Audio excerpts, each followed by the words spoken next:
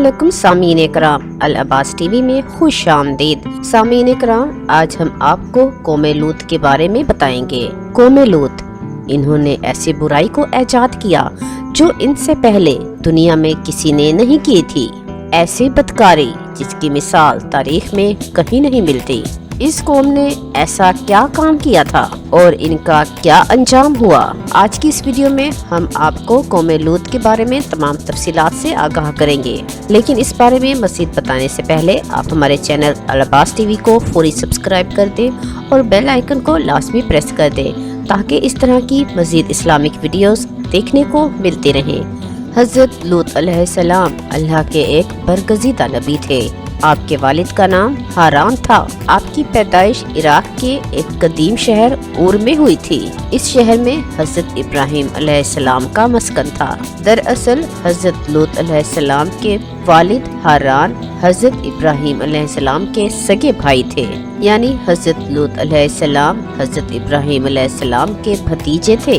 चूँकि हज़रत लूत अलैहिस्सलाम के वालिद उनके बचपन में ही इंतकाल कर चुके थे, लिहाजा हज़रत लूत अलैहिस्सलाम को हज़रत इब्राहिम अलैहिस्सलाम ने बेटा बनाकर पाला था।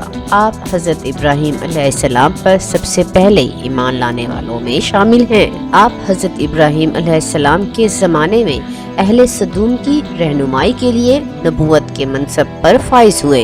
हज़रत लूत अलैहिस्सलाम के बहुत सारे मोजज़ात हैं। आप जिस वक्त बारिश के लिए दुआ करते थे तो आसमान बादलों से भर जाता और खूब बारिश होती थी। हज़रत लूत अलैहिस्सलाम जिस पत्थर पर सर रख के सोते, उस पत्थर पर आपके सर मुबारक का निशान बन जाता था। सदूम वो इलाका था जहाँ हज़रत लूत अलैहिस्सलाम मबऊस फरमाए गए। सदूम के आसपास निहायत ही खूबसूरत शहर आबाद थे, जिनमें से हर एक की आबादी 1 लाख नफूस से ज्यादा ही थी। ये इलाका निहायत ही सरसब्ज़ो शादाब और कुदरत की फ्याजी का हसीन शाहकार था। यहाँ बागात की कसरत थी। लहलहाती खेतियाँ यहाँ की जरूरियात से कहीं ज्यादा थीं। उर्दन, शाम और इसराइल के दरमियान बसा हुआ ये इलाका निहायत ही सरखेज था। वहाँ तरह तरह के फल, अनाज और मेवे बकसरत पैदा होते थे और यही वजह थी कि आसपास की बस्तियों के लोग भी अपनी ग़िज़ाई और माशी ज़रूरियात के लिए इनकी बस्तियों की तरफ आते थे। मगर ये बात अहले सदूम के लोगों को बिल्कुल भी पसंद न थी। उनके ख्याल में उनकी बस्तियों में पैदा होने वाले फलों, सब्जियों और अनाजों पर सिर्फ उनका ही हक था। वो नहीं चाहते थे कि दूसरी बस्तियों के लोग उनके इलाके में आए। एक दिन सदूम के लोग इस बात पर गौर फिक्र कर रहे थे कि बाहर से आने वाले लोगों को यहाँ आने से आखिर कैसे रोका जाए कि इब्लीस एक बुजुर्ग की शक्ल में उनकी महफिल में आया और कहा कि अगर तुम इनसे पीछा छुड़ाना चाहते हो तो मेरे कहने पर अमल करो। उस अजनबी बुजुर्ग की बात लोगों ने बड़ी तवज्जो से सुनी।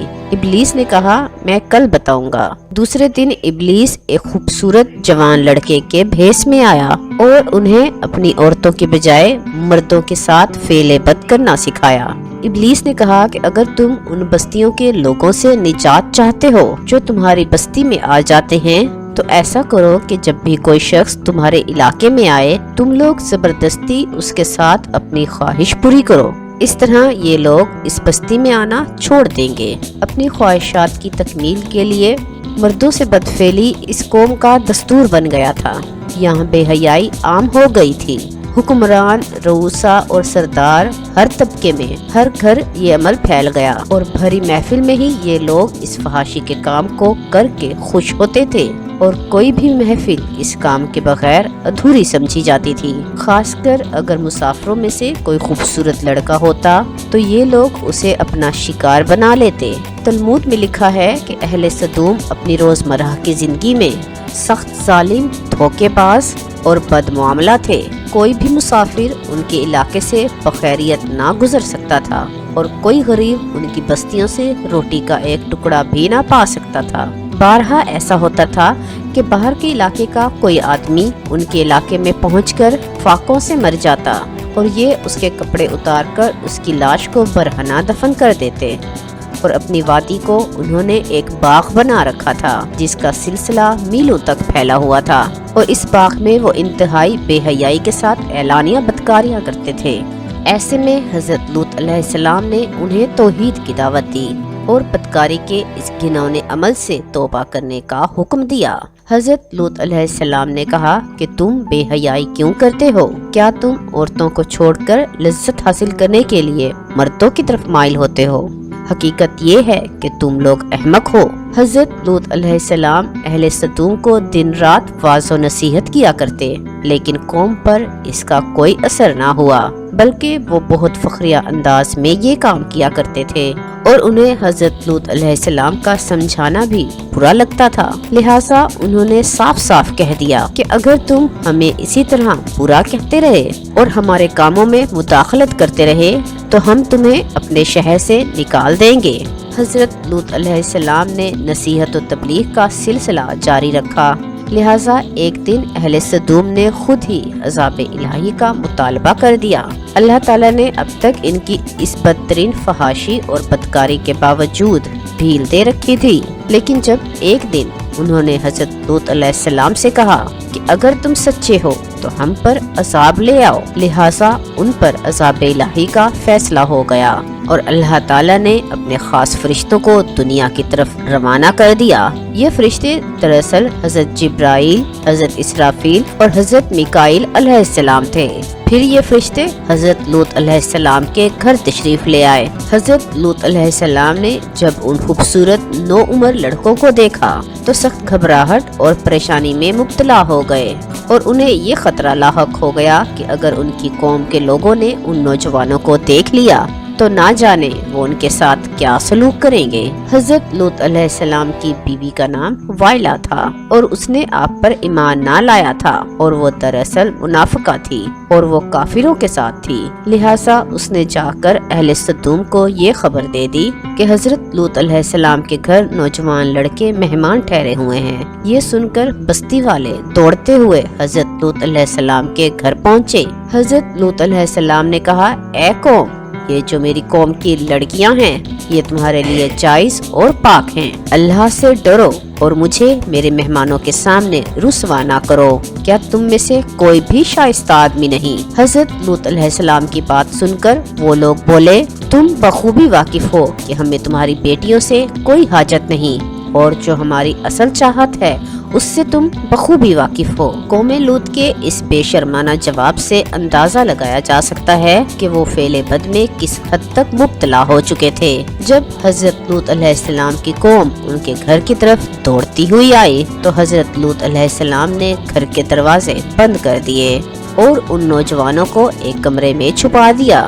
ان بدکار لوگوں نے آپ کے گھر کا گھیراؤ کیا ہوا تھا اور ان میں سے کچھ گھر کی دیوار پر بھی چڑھنے کی کوشش کر رہے تھے۔ حضرت لوط علیہ السلام اپنے مہمانوں کی عزت کے خیال سے بہت زیادہ گھبرائے ہوئے تھے اور فرشتے یہ سب منظر دیکھ رہے تھے۔ جب انہوں نے حضرت لوط علیہ السلام کی بے بسی اور پریشانی کا یہ عالم دیکھا تو انہوں نے حقیقت سے پردہ اٹھاتے ہوئے حضرت لوط علیہ السلام سے یوں فرمایا، اے لوط، ہم تمہارے رب کے بھیجے ہوئے فرشتے ہیں، یہ لوگ ہرگز تم تک نہیں پہنچ سکیں گے، ابھی کچھ رات باقی ہے، تم اپنے گھر والوں کو لے کر چل دو اور تم میں سے کوئی بھی شخص پیچھے مڑ کر نہ دیکھے۔